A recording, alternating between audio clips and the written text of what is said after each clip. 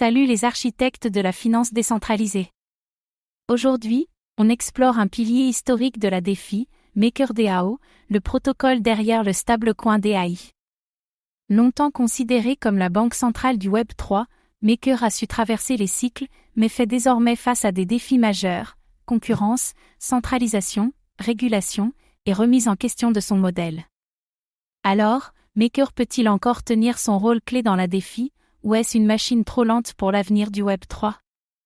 Dans cette vidéo, on va plonger dans le fonctionnement de MakerDAO et du stablecoin DAI, le rôle du token MKR, les évolutions majeures du protocole, Anjam, Real World Assets, les critiques sur la centralisation et la gouvernance, et enfin, si Maker a encore ce qu'il faut pour régner sur la DeFi en 2025 et au-delà.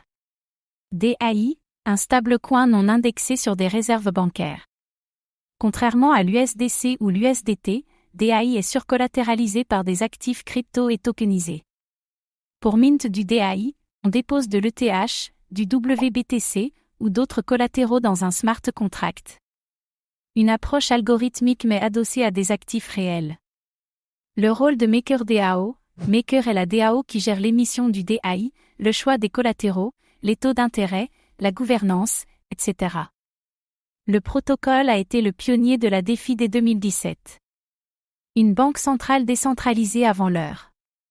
Stabilité et automatisation, les smart contracts maintiennent le DAI proche du dollar en ajustant les paramètres de risque. Si la valeur du collatéral chute trop, les positions sont automatiquement liquidées. Un système robuste, mais parfois impitoyable. Gouvernance du protocole, les détenteurs de MKR votent sur tous les paramètres, type d'actifs acceptés, taux, seuil de liquidation, décisions stratégiques. Une vraie gouvernance décentralisée, en théorie. La DAO Maker est l'une des plus actives du Web3. Mécanisme de burn, en cas de profit, le protocole rachète et brûle du MKR, réduisant l'offre.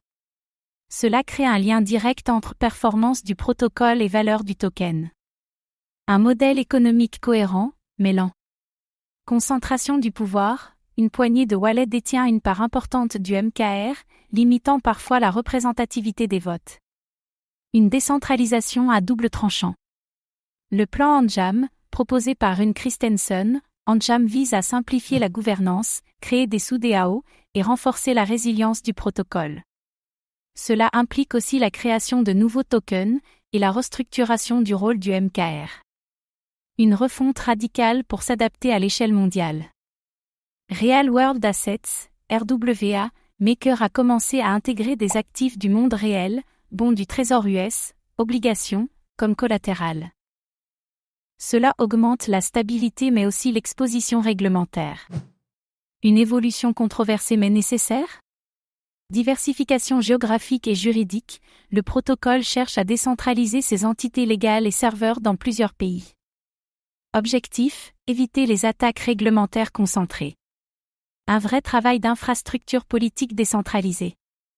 Centralisation croissante du DAI, une part significative du collatéral est désormais composée d'USDC et d'actifs centralisés. Cela remet en cause l'indépendance de DAI en cas de censure ou de gel. Le DAI reste-t-il vraiment décentralisé? Complexité croissante, le système Maker devient de plus en plus difficile à comprendre. Sous-DAO, nouveaux tokens, RWA, gouvernance multicouche. Une complexité qui freine l'adoption. Trop gros pour être compris? Concurrence des nouveaux stablecoins, Ethena, US2, Frax, GAHO, CRVUSD, les LST Backed. Les alternatives à DAI se multiplient avec des approches plus dynamiques.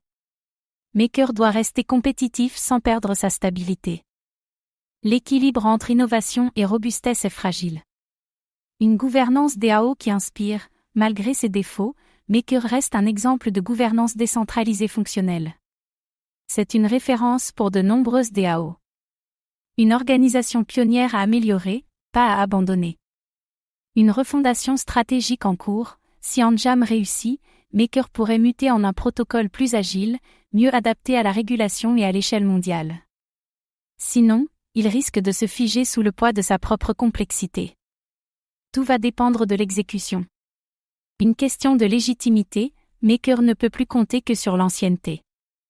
Il doit reprouver sa valeur face aux challengers plus récents. Mais il garde un avantage unique, l'expérience de la stabilité en conditions réelles. Dans la défi, l'historique vaut de l'or. Maker a été la première pierre de la défi moderne. Son modèle reste l'un des plus solides, mais il est aujourd'hui confronté à une transformation nécessaire. Anjam, RWA, gouvernance DAO, autant de paris risqués mais indispensables pour survivre à 2025. Et vous, faites-vous confiance à MakerDAO aujourd'hui? Le DAI est-il encore un stablecoin réellement décentralisé? Partagez votre avis en commentaire. Merci d'avoir suivi cette analyse, abonnez-vous pour découvrir les fondations critiques du Web 3.